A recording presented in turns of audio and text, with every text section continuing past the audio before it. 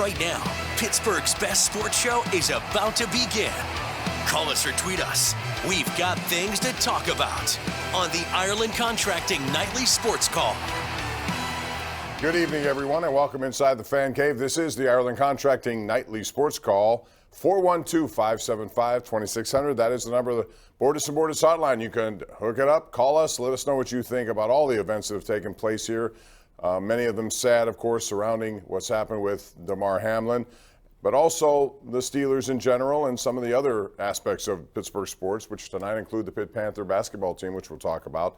But still, the big news is what's happened with Damar Hamlin. And we welcome in Andrew Fillipponi up at 93.7 The Fan. And Andrew, I saw some progress tonight. I think anytime you have a case like this, you just look for small bits of progress. And apparently we got that as Damar's uncle, Dorian Glenn, was on ESPN tonight. And he said that the breathing has gotten somewhat better, even though Hamlin remains on a ventilator. But again, when you're in that situation, given the fact that he had to be resuscitated and those medical people did such a great job on the field to keep him alive, I mean, that's all you can hope for at this point as you expect better news in the days and weeks ahead. Yeah, Bob. I mean, we've heard from, a lot of people that are important to the Hamlin family and people that are connected to Damar over the last few hours. And,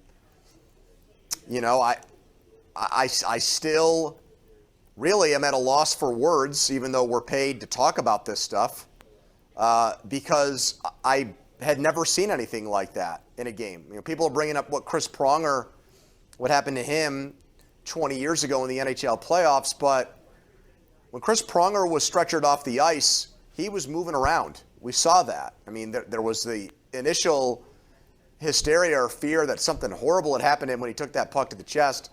By the time he was leaving the ice, he was moving. We didn't see that visual with Hamlin. So, yeah, I mean, I've talked to people in the last few hours that are at the hospital in Cincinnati, and I think there are some encouraging, optimistic signs, like what you just said, to lead me in here. But, Bob, I don't.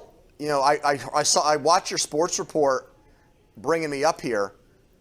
Are we sure that the Bills are going to play on Sunday? I'm not.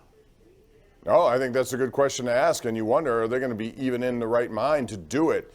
And they have a game that impacts not just them, but also teams around them, including the Pittsburgh Steelers, because New England.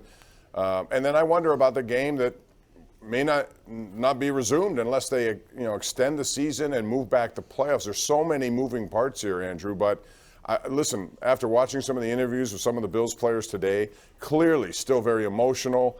I can't imagine them playing, and this is a Tuesday, so there is some time. But, I think the NFL is going to have to deal with that as the days go on here. And it could be a situation where they don't play that game on Monday or Sunday.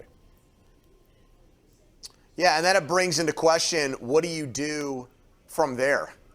If the Bills aren't ready to play, then do you just go by the team's win percentage?